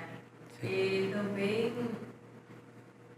imagino que a própria penitenciária, vamos dizer assim, o sistema todo, o governo, também se coloca em relação a isso de uma maneira não bem-vindo, né? Como foi receber esse seu trabalho? A repercussão no governo, sendo que você é um funcionário deles, né? Como foi trabalhar isso com eles? Sim. E também a segunda questão é que você esteve lá dentro com apenados, que o sistema e o governo, apenados, são capazes de outros delitos. Por exemplo, a tua segurança também é mantida lá dentro, né? Tipo assim, você está dentro de uma sala de aula, mas não é uma sala de aula comum, não? Sí, es común. Então você está sob vigia também, ou não? Duas questões. Sí, bueno, la segunda, en la escuela hay un puestito que es como un puesto fronterizo donde están los guardias. Esos guardias son los encargados de ir a los pabellones a buscar los alumnos, se llama la bajada. Van a buscar los alumnos para la escuela. En esas bajadas no hay que mezclar algunos pisos, porque si no se matan. Hay que bajar unos, después subir esos, bajar otros, subir esos, bajar otros. Entonces, bueno, pero cuando yo estoy con los alumnos, estoy solo, como en una escuela común. Estoy con ellos, así. Los maestros, hay maestros y maestras que tienen miedo de eso. Cuando entra un maestro nuevo o maestra nueva, preguntan, ¿cómo tengo que saludar a los presos? ¿Y cómo lo vas a hacer? ¿Cómo saludas vos cuando entras a un aula? Buenos días. Bueno, tengo que decir buenos días. ¿Qué vas a hacer? Y me preguntaba la maestra, ¿me puedo poner de espaldas para escribir en el pizarrón? ¿No hay peligro de que me claven algo? Y bueno, si sos una buena maestra no te van a clavar nada, ¿no? Yo nunca tuve un problema de seguridad en la escuela. Nunca. Sí hubo episodios, no en Olmos, en otra unidad prisional, que se empezaron a lastimar dos presos en la escuela y llegaron los penitenciarios y los apartaron, se los llevaron, bueno. Pero yo no tuve nunca un problema. Y la primera pregunta era, ¿qué pasa con esto? Si empieza a circular más. Bueno, ojalá, porque los funcionarios nunca se enteran de estas cosas, pero yo no estoy denunciando nada. Pues yo no digo, la cárcel está mal, el gobierno es el culpable de que la cárcel esté mal. Yo voy soltando cositas, así, voy diciendo cositas. Digo, bueno, tal cosa, el agente penitenciario, no sé, hay agentes penitenciarios que se roban la comida de los presos, se llevan a sus casas bolsas de harina, polenta, fideos, o cambian la carne, ponen carne ponen carne mala y se llevan la carne buena para sus casas. Hay agentes penitenciarios que hacen arreglar sus autos adentro del penal. Hace unos años en el penal de Olmos, los penitenciarios dejaban salir a 4 o 5 presos, les daban un auto que salían a robar y ellos le decían, anda a robar acá, acá, acá, acá, y le tenían que dar después casi todo el botín y tenían que estar el domingo a la noche de vuelta en la cárcel. Digo, yo eso no lo cuento en la novela. Y algo acá, ya que estamos en secreto, me extiendo un poquito y no los quiero aburrir. En la novela hay una parte donde el profesor, hay un agente penitenciario que le dice, vos tenés que dar toda la vuelta en la cárcel. Vos tenés que estar dentro de una celda, preso. Yo le digo, bueno, yo no voy a cometer un delito para estar preso. Me dice, pero yo te puedo encerrar. Y ahí hubo una cuestión así media perversa del penitenciario que quería encerrar a un profesor. Yo quiero encerrar, poner el candado y cerrar a un profesor en una celda. En la novela no se dice qué hizo el profesor. El profesor queda pensando si lo va a hacer o no. Pero yo en la vida real sí lo hice. Pero no lo puse en la novela. Y ahí es donde hay que saber bien. No, hay gente que piensa que todo entra en la literatura, que todo puede ser literario, que todo. Y hay que saber bien qué cosas van a la literatura y qué cosas no tienen que ir a la literatura, ¿no? Ahí está el colmillo del escritor o de la escritora para decir esto sí, esto no. Yo en la novela no lo cuento, pero yo fui a una celda, estuve 15 minutos encerrado. El penitenciario, una puerta de hierro, ¡boom! Tiró así. Era un lugar muy pequeño, con un colchón en una cama de cemento, una pequeña ventana. Los presos pasan ahí 20 horas por día. Un inodoro y nada más. Y la ropa y ahí. Yo me quedé ahí preso y él me dijo que voy a golpear fuerte la puerta porque nosotros los penitenciarios golpeamos fuerte la puerta para que el preso se sienta temeroso, disminuido. Imponemos nuestra autoridad. Hizo ¡boom! Hizo la chapa grande y yo me quedé medio a la mierda, dije. Y en un momento vi que se fue él. Y yo me quedé atrapado. Y quería mirar para afuera a ver dónde estaba porque ya quería salir. Y la puerta tenía un agujero por donde se pasa la comida, el plato de comida. Como las antiguas puertas de las prisiones en las películas. Y yo miraba por ahí, miraba así. Hay una novela de Revueltas, de José Revueltas, escritor mexicano, que se llama El Apando. Apandarse en México es ponerse así, ¿no? Ponerse como de costado. Y se llama El Apando porque hay 3 presos que están esperando a la madre de uno que lleve la droga para vender en el penal. Y como no puede, y desde la celda de ellos pueden ver quién está llegando de visita. Entonces se apandan y se van sacando, se van quitando. La novela es eso, están desesperados. Córrete, déjame ver, mirar a mí, tengo que ver yo. A ver si viene tu mamacita, viene, trae la droga, si no trae la droga vamos a matarla, todo así. Entonces yo me empecé a apandar también y me acordaba de esa novela. Y no lo veía. Digo, ¿dónde se fue? Se había ido a conversar con el referente del pabellón y a los 15 minutos voltó. Entonces, y me abrió. Dice, bueno, ahora vos sabés lo que es estar preso. Ya está. Y cuando le comenté a mi compañera, dice, no, estás loco, ¿cómo hiciste eso? Tenías que ir al fondo de todo. Eso va a quedar para siempre en tu vida, como imagen, qué sé yo. Bueno, pero ya está. No pasó nada, dije yo, ya está. Pero fue un momento dramático, ¿no? Pero no está en la novela. Y muchos momentos dramáticos que yo viví en la cárcel tampoco están tematizados en la novela. Pues yo no quería escribir la novela de la denuncia, sino una exposición más abierta y bueno, y espero que si algún funcionario lee la novela, también piense que hay un trabajo mío de... Yo tengo un trabajo en las oficinas de lectura y escritura reconocido, destacado, digamos.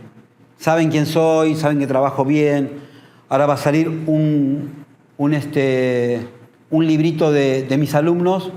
La provincia va a ser 5.000 ejemplares para distribuir en toda la provincia.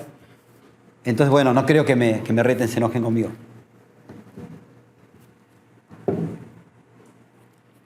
Bom, gente, a gente está terminando. Agora todo mundo levanta a mão. Oi? Tu ainda acreditas na ressocialização?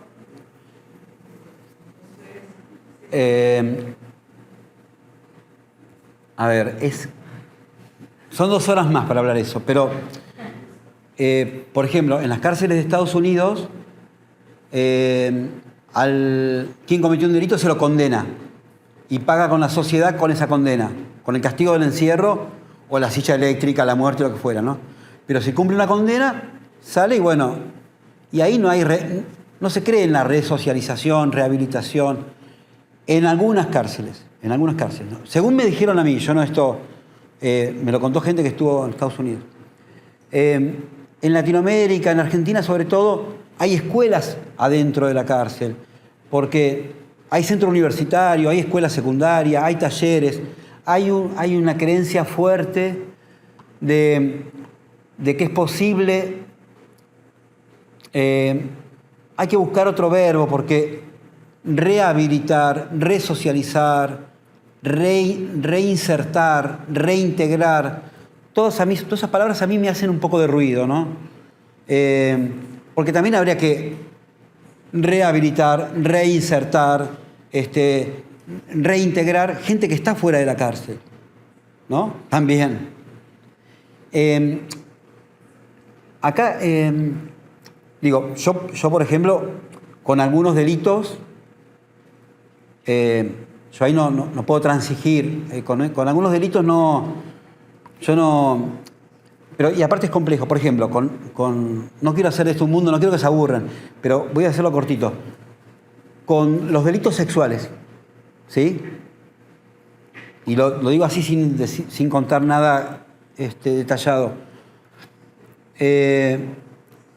La persona que comete un delito sexual es un enfermo mental, es una persona común que hizo eso en un momento, o lo ponemos en lugar de la locura. Es lo mismo robar un banco que abusar de una persona, o pegarle un tiro en la cabeza a otra. Es muy complejo, muy complejo. ¿Y qué debería pasar para que esa persona que cometió un delito sexual se resocialice? Porque ahí no hay una cuestión de que no está desocializada, digamos. Por ahí no estuvo nunca por fuera. Y muchas personas que cometen delitos sexuales, justamente, ¿no? Y vinculadas a ámbitos educativos, a sus alumnos, son personas que son súper sociables. Se llevan bien con todo el mundo, son adorables. Y uno dice, no, nunca imaginé que sería capaz de haber cometido un delito sexual. Y era el que mejor hacía las cosas en la escuela, ayudaba a los pobres, hacía esto, hacía lo otro, ¿no? Entonces, no necesita resocialización. Bueno, es muy complejo, yo no lo tengo para nada claro. Lo que dice Didier Fassin en este libro, en Castigar, él dice que ahí se trata de, en todo caso, de que el castigo no sea peor que el delito cometido. Porque si encerramos a personas para mantener un orden social, ¿no? Y el castigo es el que va a desordenar la sociedad. El orden social está amenazado por lo que sucede adentro de la cárcel y va saliendo hacia afuera. Entonces, cuando uno cree que está quitando algunos sujetos de la sociedad para castigarlos y los pone en la cárcel, en realidad lo que está haciendo es abonando un territorio de personas que van a salir a romper los lazos sociales, ¿no? Digo, es muy largo, otro día lo charlamos. no hay nada conclusivo. Yo me he encontrado con alumnos míos en la calle y he tenido experiencias muy felices. Los he visto trabajando, me presentaron su mujer y le decían a la mujer: él es el profesor de literatura, con él leíamos poemas, viste que yo te contaba que leía. Dice, profe, por usted yo terminé la secundaria, me anoté en la escuela, contale, le decía a la mujer. Sí, él dice, yo nunca te conocí, dice, pero él me habla mucho de vos, del profesor de literatura, de la oficina del taller literario. Y yo tenía libros ahí, la mochila, tenía muchos libros y se los regalé todos, ¿no? Dije, toma, esto es para vos. La mujer lo veía hablar conmigo y la mujer le brillaban los ojos de orgullo. Decía, este es mi marido y puede hablar con él de manera horizontal. Y él me preguntaba, ¿está la televisión ahí arriba? Sí, todavía está. ¿Y está el maestro Rengo, que es malo, que mal maestro? Ellos dicen, cuando una maestra es mala, dicen, es Rebeca.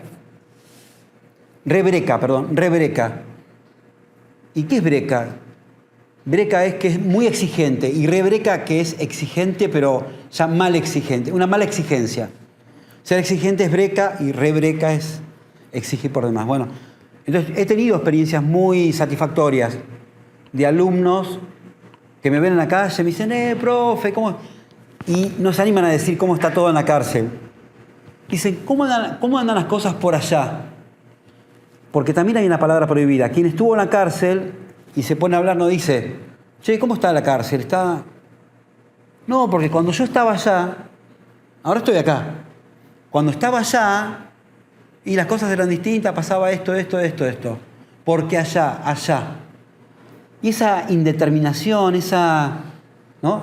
Porque allá puede ser cualquier lugar también, ¿no? No solamente la cárcel. Bueno, pero no lo tengo resuelto, es complejo.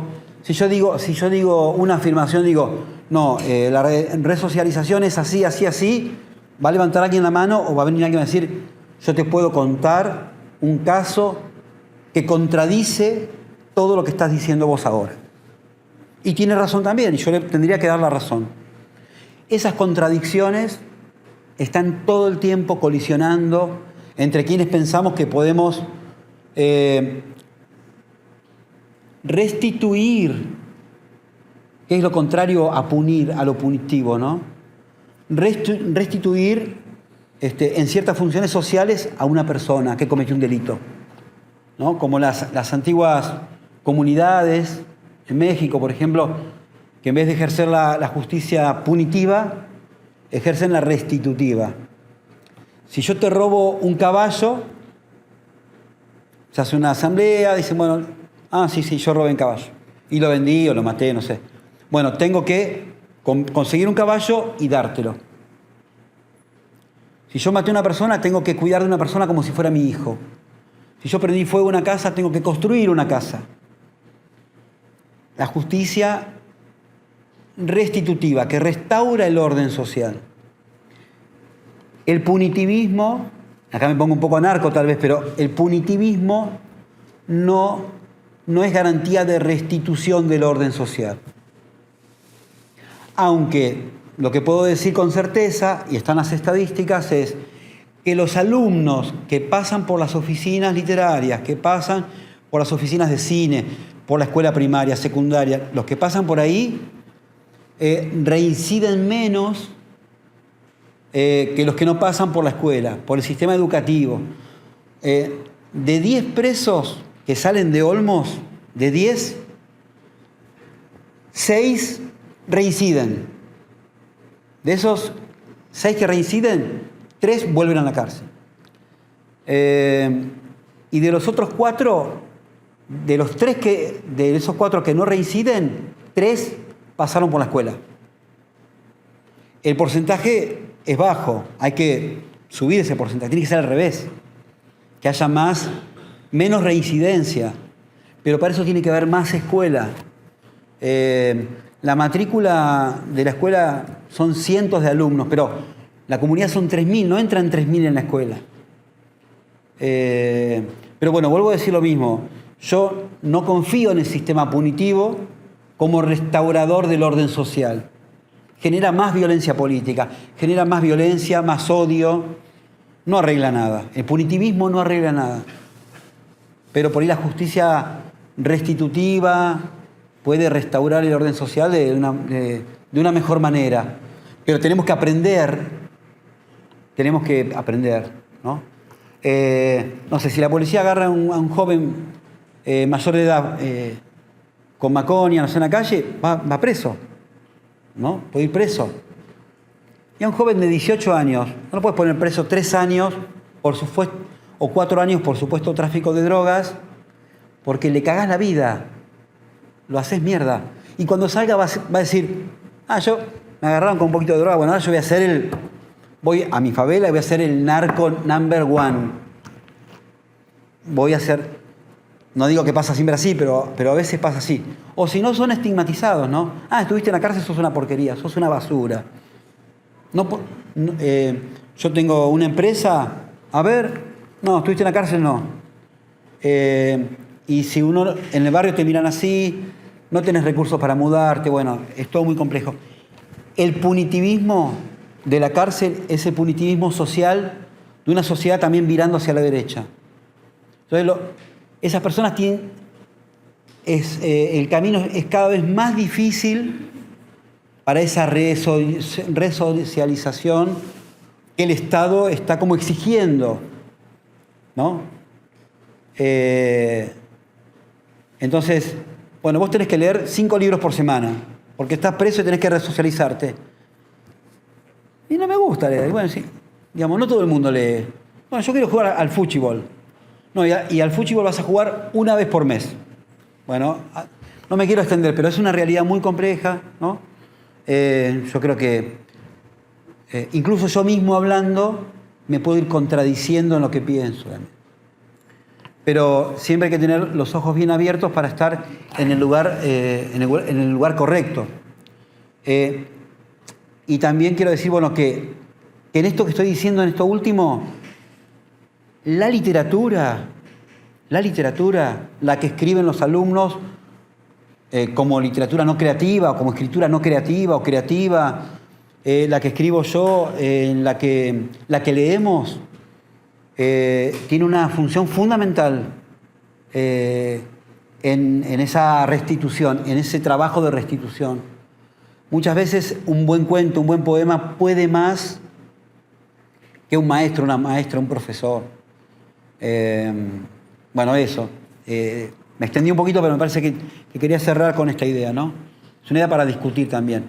Yo creo que así como cuando decimos, bueno, no sé, la vida democrática necesita de otras reglas, de otra transparencia, el sistema de representación tiene que ser más visible. Yo no sé, esas listas de diputados que no sabes quién es, si están ganando no sé cuánto. Bueno, tiene que ver también con que tiene que haber otras formas de castigo. Tienen que aparecer otras formas, ¿no?